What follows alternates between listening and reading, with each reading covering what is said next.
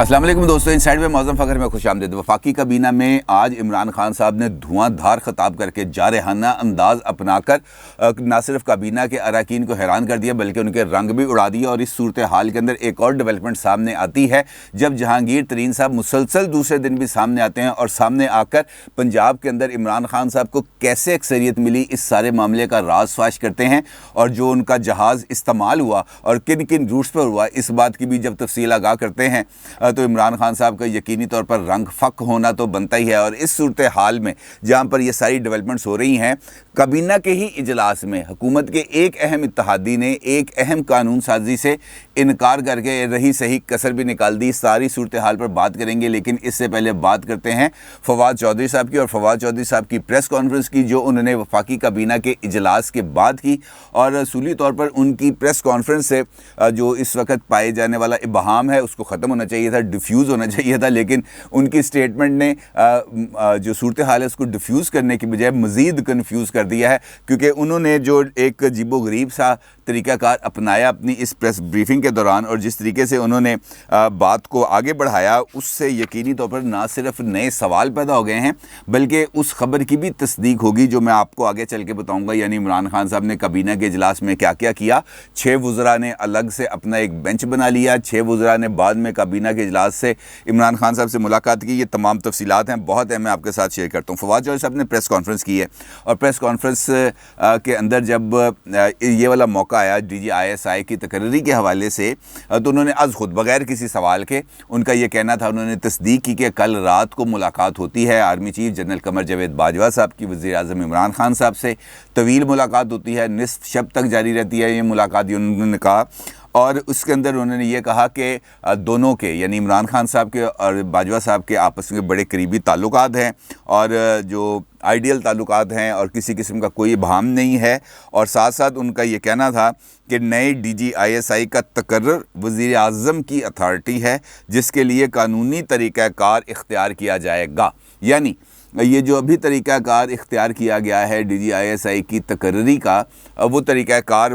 जो उनसे मुझे समझ आती है वो कानूनी नहीं था। और ये जो अथॉरिटी है यानी ये जो नए DGISI की तकर्री करके वज़ीर आज़म की अथॉरिटी को चैलेंज किया गया है, मेरा ये ख़्याल है कि वो ये कहना चाहते हैं। साथ ही वो ये कहते हैं कि जनाब दोनों एक पेज पर हैं और ये मसला भी बड़े अच्छे तरीके से हल हो जाएगा। आइडियल सूरत हाल है कि वज़ीर आज़म ऑफ़िस, जो उनका ये कहना था, वज़ीर आज़म ऑफ़िस कभी कोई ऐसा कदम नहीं उठाएगा जिससे पाकिस्तान की फ़ौज या पाकिस्तान के सिपा सलार की इज़्ज़त में कमी हो, और पाकिस्तान की फ़ौज या सिपा सलार भी कोई ऐसा कदम नहीं उठाएंगे जिससे वज़ीर आज़म या सिविल सेटअप की इज़्ज़त में कमी हो। अब अगर हम देखते हैं इस बयान के बाद उस सूरत हाल की जो गुज़िश्ता 6 दिन से यानी 5 या 6 अक्टूबर से शुरू हुई और अभी तक जारी है, इस सूरत हाल में जो इबहाम की कैफियत है वो इस वजह से बड़ी कि हुकूमती हलकों की तरफ से इस सारी सूरत हाल में मुसलसल खामोशी इख्तियार की गई, किसी तरह से कोई बात नहीं की गई। और जब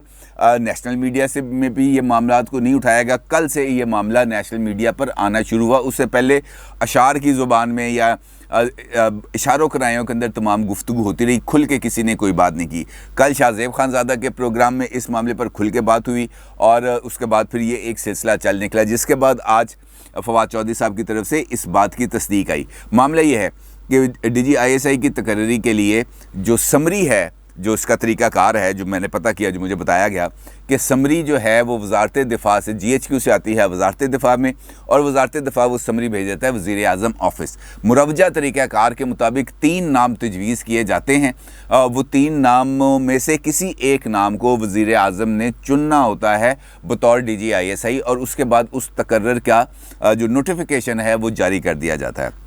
अब ये मामला इस किस्म का हुआ जो ज़राए बताते हैं कि इस मरतबा 3 नामों की समरी नहीं गई, 2 नामों की समरी गई। और उससे पहले 3 मरतबा ये समरी पहले भी मूव हो चुकी है, लेकिन उस वक्त 3 नाम मौजूद थे। और इस वाली समरी में उस शख्सियत का नाम नहीं था जिसे मौजूदा वज़ीर आज़म अब बतौर DGISI तैनात करना चाहते थे। ये समरी वज़ीर आज़म के पास आती है और वज़ीर आज़म इस समरी के ऊपर किसी किस्म की कोई कार्रवाई नहीं करते, जिसके बाद कोर कमांडर्स का इजलास होता है और उस कोर कमांडर्स के इजलास के अगले روز ISPR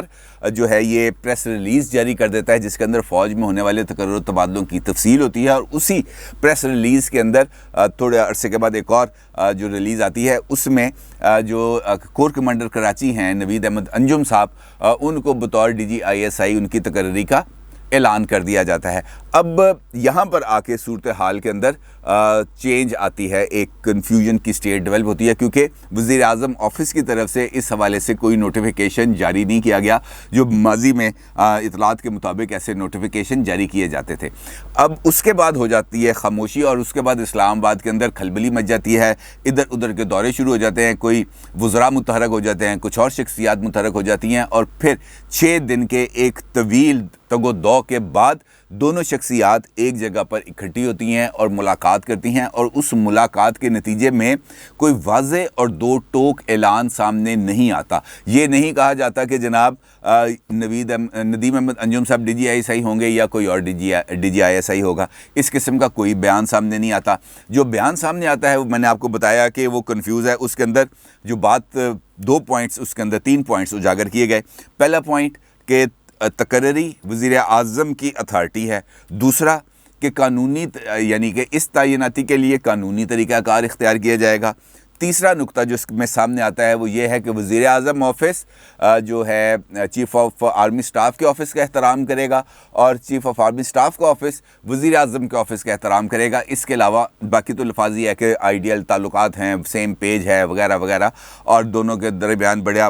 روابط ہیں، اس قسم کی باتیں ہوتی ہیں، لیکن جو اصل بات ہے وہ یہی 3 باتیں ہیں۔ اور جب یہ 3 باتیں کرتے ہیں فواد چودھری صاحب، تو اس کے بعد جو سامنے بیٹھے ہوئے جرنلسٹ ہیں وہ کئی مرتبہ اس کی مزید تفصیل جاننے کے لیے سپلیمنٹری کوسچنز کرتے ہیں، لیکن فواد چودھری صاحب اس میں سے کسی ایک سوال کا جواب نہیں دیتے۔ وہ صرف یہ بات کہتے ہیں کہ اس کا جواب میں پہلے دے چکا ہوں، حالانکہ اس کا جواب انہوں نے نہیں دیا، لیکن جو ان کا کہنا تھا وہ صرف یہاں تک ہی محدود ہوتا ہے کہ جناب اس کا بیان، اس کا جواب میں آپ کو دے چکا ہوں، یعنی وہ بھی اس معاملے پر اس حد سے آگے جانے پر تیار نہیں تھے جو حد ان کے لیے کابینہ کے اجلاس میں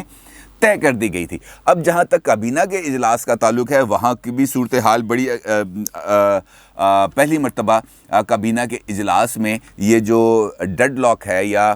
یہ جو ایک اختلاف ہے، اس کے اوپر بات ہوتی ہے، اور وزیر اعظم وہاں پر ایک خطاب بھی کرتے ہیں۔ خطاب سے مراد یہ ہے کہ اپنا ویو پوائنٹ دیتے ہیں، اور اس ویو پوائنٹ کے اندر ان کا یہ کہنا ہے کہ میں اپنے اختیارات استعمال کروں گا، سرنڈر نہیں کروں گا، اور یہ اختیارات مجھے آئین پاکستان دیتا ہے۔ اور ان کے یہ اس قسم کی گفتگو سن کر سب لوگ حیران رہ جاتے ہیں، ہکا بکا رہ جاتے ہیں کہ یار یہ وزیر اعظم یہ کس قسم کی بات کر رہا ہے، یہ تو سلیکٹڈ ٹائپ کریکٹر ہے، یہ اس قسم کی کیسے باتیں کر رہا ہے۔ لیکن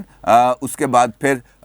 یہ ہوتا ہے کہ کابینہ کے اجلاس میں ہی کسی قسم کی ایک ڈویژن کی صورتحال پیدا ہوتی ہے۔ کچھ وزراء وزیر اعظم کی رائے سے کی حمایت کرتے ہوئے نظر آتے ہیں، اور کچھ وزراء ان کو اس بات کی رائے دیتے ہیں کہ جناب آپ کو معاملات کو پوائنٹ آف نو ریٹرن تک نہیں لے کے جانا چاہیے، اس کے اندر آپ کو کچھ گنجائش رکھنی چاہیے، کیونکہ جو پیغام آ چکا ہے آپ کے پاس وہ بڑا لاؤڈ اینڈ کلیئر ہے کہ یہ فیصلہ انسٹیٹیوشنل ڈیسیژن ہے، لہٰذا ان کے پاس شاید اس کی گنجائش کم ہو۔ لیکن وزیر اعظم ابھی تک اس بات پر مصر ہیں کہ جناب یہ میرا آئینی استحقاق ہے، اور اسی کی عکاسی فواد چودھری صاحب کی طرف سے جاری کردہ بیان میں کی جاتی ہے کہ جناب جو اتھارٹی ہے اس اہم عہدے پر تقرری کے لیے وہ وزیر اعظم ہے۔ اب اگر ہم دیکھیں کہ وزیر اعظم اپنی بات پہ قائم رہتے ہیں اور جو انسٹیٹیوشن ہے وہ اپنی بات پہ قائم رہتا ہے، تو جو آگے بڑھنے کا طریقہ کار ہے، جو راستہ ہے، وہ بڑا معدوم ہو جائے گا، بڑا مشکل ہو جائے گا آگے بڑھنا اس ساری صورتحال میں۔ لہٰذا اس کے لیے کوئی نہ کوئی راستہ اختیار کرنا چاہیے، اور اب لچک کا راستہ صرف وزیر اعظم آفس کے پاس ہے، کیونکہ اگر یہ جو تقرری کا جو پریس ریلیز ہے یہ واپس لی جاتی ہے تو یہ بھی بڑی سبکی کی بات ہے، اور اگر پرائم منسٹر آفس اپنے موقف سے پیچھے ہٹتا ہے تو وہاں پہ بھی ایک سبکی کی کیفیت ہوگی۔ لوگ، میرے جیسے لوگ یہی کہیں گے کہ دیکھیں خان صاحب کو اپنا اقتدار عزیز تھا، وہ لیٹ گئے، یعنی کہ اس ایسی صورتحال کے اندر کوئی نہ کوئی راستہ نکالنا یہ بہت امپورٹنٹ ہے، اور دیکھنا یہ ہے کہ کون سا فریق اس کے لیے دوسرے فریق کو راستہ دیتا ہے۔ اور جو میں نے آپ سے پچھلے ویلاگ کے اندر ذکر کیا تھا وہ بات سب سے زیادہ امپورٹنٹ ہے کہ عمران خان صاحب اس بات کو مان سکتے ہیں، لیکن اس کے لیے ان کو کچھ یقین دہانیاں چاہیے کہ نیا جو D G I S I آئے گا وہ اس معاملے پر یہ جو انفینشڈ ایجنڈا ہے جنرل فیض حمید صاحب کا اس کو پورا کرنے میں میرا ساتھ دے گا، اور اگر ان کو یہ یقین دہانی مل جاتی ہے تو اس کے نتیجے میں یہ نوٹیفیکیشن کسی بھی لمحے جاری ہو سکتا ہے، اور اگر یہ یقین دہانی ان کو مل گئی ہے تو پھر نوٹیفیکیشن جاری ہو جانا چاہیے تھا۔ لیکن اس سٹیٹمنٹ کے بعد ابھی مجھے لگ رہا ہے کہ شاید اس معاملے کو ابھی آگے چلے گا اور ایک آدھ دن لگے گا، اور ہو سکتا ہے کل یا کبھی اگلے چند گھنٹوں کے اندر یا کل تک دوسری طرف کا بھی کوئی نہ کوئی موقف سامنے آ جائے، کوئی وضاحتی بیان سامنے آ جائے، کوئی پریس کانفرنس سامنے آ جائے، کچھ اس قسم کا مجھے لگ رہا ہے کہ اب دوسری طرف سے بھی شاید اس معاملے پر کوئی رائے زنی کی جائے، اور وہ رائے زنی کے بعد پھر آگے صورتحال زیادہ بہتر ہوگی۔ ابھی جو کابینہ کا اجلاس تھا اس کے اندر میں نے آپ کو بتایا کہ 6 کے قریب جو وفاقی وزراء تھے انہوں نے ایک الگ سی اپنی لائن لی، اور انہوں نے عمران خان صاحب کو کہا کہ جناب آپ اس وقت جس جگہ پر موجود ہیں وہاں کا تقاضا یہ ہے کہ اب آپ کو اپنی اتھارٹی کو ایکسرسائز کرنا چاہیے، اور یہ سارے قریبی لوگ ہیں عمران خان صاحب میں، جس میں علی زیدی صاحب بھی شامل ہیں، مراد سعید صاحب کا نام مجھے بتایا گیا، جبکہ دوسری طرف سے جن لوگوں نے ان کو سمجھانے بجھانے کی کوشش کی ان میں فواد چودھری صاحب، شیخ رشید صاحب اور اسد عمر صاحب کے نام بتایا گیا۔ پرویز خٹک صاحب کے جو بارے میں ابھی تک مجھے کنفرم اطلاع نہیں ہے کہ وہ وفاقی کابینہ کے اجلاس میں آج شریک تھے یا نہیں، لیکن وہ کسی قسم کی بحث مباحثے کے اندر نہیں آئے، اور اسی اجلاس میں ایم کیو ایم نے ایک مرتبہ پھر حکومت کے اوپر دباؤ بڑھا دیا، اور انہوں نے انتخابی اصلاحات کے حوالے سے ہونے والی قانون سازی میں کسی بھی قسم کی شرکت سے معذوری کا اظہار کیا، اور موقف اختیار کیا کہ جناب آپ نے اپنے طور پر یہ ایک فیصلہ کر لیا، نہ اس پر اپوزیشن کو پتہ ہے، نہ آپ کے اتحادیوں کے اس بارے میں علم ہے، اور آپ نے یہ سارے کا سارا معاملہ ایک دم سے آگے پھیلا دیا۔ تو مجھے یہ ان کا موقف سن کے خاصی حیرانی ہوئی، کیونکہ اگر آپ گزشتہ جو کیبنٹ میٹنگز ہیں اس کا احوال سنیں تو جو فواد چودھری صاحب آ کے بریفنگ دیتے تھے اس میں تو وہ یہی کہتے تھے کابینہ کے اجلاس میں آج پھر انتخابی اصلاحات کے اوپر، الیکٹرانک ووٹنگ مشینز کے اوپر اور اوورسیز پاکستانی کے ووٹنگ رائٹس کے اوپر بات ہوئی ہے، لیکن جو کابینہ کے اراکین ہیں یعنی ایم کیو ایم ہے وہ یہ کہتے ہیں کہ ہمیں اعتماد میں ہی نہیں لیا گیا، اور اگر اعتماد میں ہمیں نہیں لیا جاتا تو ہمارے لیے بڑا مشکل ہوگا کہ ہم اس قانون سازی میں آپ کا ساتھ دیں۔ یعنی یہ جو رفٹ ہے اس رفٹ کے جو آفٹر شاکس ہیں وہ بھی سامنے آتے جا رہے ہیں، کیونکہ یہ اگر قانون سازی حکومت کی طرف سے نہیں ہوتی تو پھر یقینی طور پر ان کے لیے مشکلات کا اضافہ ہوگا۔ اب ایم کیو ایم بھی سامنے آ گیا، جہانگیر ترین صاحب بھی سامنے آئے ہوئے ہیں، کل بھی انہوں نے خطاب کیا، آج پھر انہوں نے خطاب کیا۔ آج ان کا یہ کہنا تھا اپنے خطاب کے اندر جو انہوں نے راز فاش کیے پنجاب میں کس طریقے سے اکثریت ملی ہے پی ٹی آئی کو، تو ان کا یہ کہنا تھا کہ 2018 کے الیکشنز کے بعد پنجاب میں نون لیگ کی برتری تھی اور پی ٹی آئی 8 سیٹیں پیچھے تھی مسلم لیگ نون سے، اور اس صورتحال میں مجھے عمران خان صاحب کا فون آتا ہے اور عمران خان صاحب مجھے یہ کہتے ہیں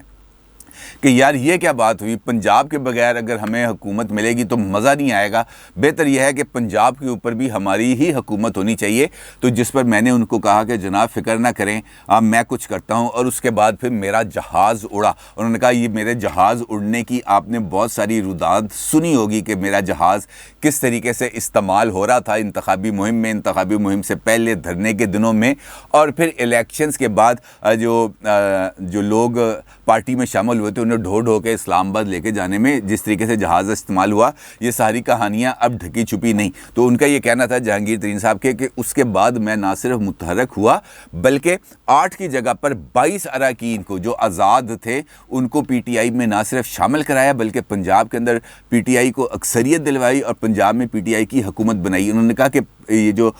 حکومت بنی ہے پی ٹی آئی کی، اس میں میرا کردار ہے، مجھے نظر انداز اگر کر دیا جاتا اس وقت تو پی ٹی آئی کی گورنمنٹ نہیں بننی تھی۔ اس کا مطلب یہ ہے کہ انہوں نے اس بات کو ثابت کیا کہ جناب پی ٹی آئی اگر اس وقت کسی مقام پر ہے تو وہ میری وجہ سے ہے، اور اس کے ساتھ ساتھ انہوں نے کہنا تھا کہ اصولی طور پر ہونا تو یہ چاہیے تھا کہ میری قدر کی جاتی، لیکن عمران خان صاحب نے کچھ ایسے لوگوں کو جو سیاسی امور کو نہیں سمجھتے ان کی باتوں میں آ کر مجھے خود سے نہ صرف دور کر دیا بلکہ اس قسم کا تاثر دیا جیسے شاید میں پارٹی سے الگ ہو رہا ہوں، لیکن ایسی کوئی بات نہیں۔ یعنی جہانگیر ترین صاحب بھی منظر عام پر آ گئے، ایم کیو بھی منظر عام پر آ گئی، اور اب دیکھنا یہ ہے کہ جی ڈی اے کب منظر عام پر آئے گی، کیونکہ اب اس کا بھی منظر عام پر آنا بنتا ہے، اور یہ وہ تمام آفٹر شاکس ہیں جو اس ساری صورتحال میں جو 6 اکتوبر سے لے کر 12 اکتوبر کے درمیان ڈیولپ ہوئی ہے، یہ صرف اس کی کا نتیجہ ہے، کیونکہ اس سے پہلے جہانگیر ترین صاحب بھی خاموش تھے، ایم کیو ایم والے لوگ کیبنٹ میٹنگز میں جاتے تھے، ای وی ایمز کے اوپر اور اوورسیز پاکستانیز کی ووٹنگ رائٹ کے اوپر عمران خان صاحب اور دیگر منسٹرز کی بریفنگ سنتے تھے لیکن خاموش رہتے تھے۔ اب سامنے آ گئے ہیں، سب سامنے آ کے اب اپنی رائے زنی کرنا شروع کر رہے ہیں، تو اس کا مطلب یہ ہے کہ انڈر واٹر کرنٹس کے اندر اب اضافہ ہو رہا ہے، اور عمران خان صاحب کے لیے اب مزید حکومت کو چلانا آگے آنے والے ہر ایک وقت میں ذرا مشکل ہوتا چلا جائے گا۔ اپنی رائے کا ضرور اظہار کیجیے گا۔ آپ کا بہت شکریہ۔ اللہ حافظ۔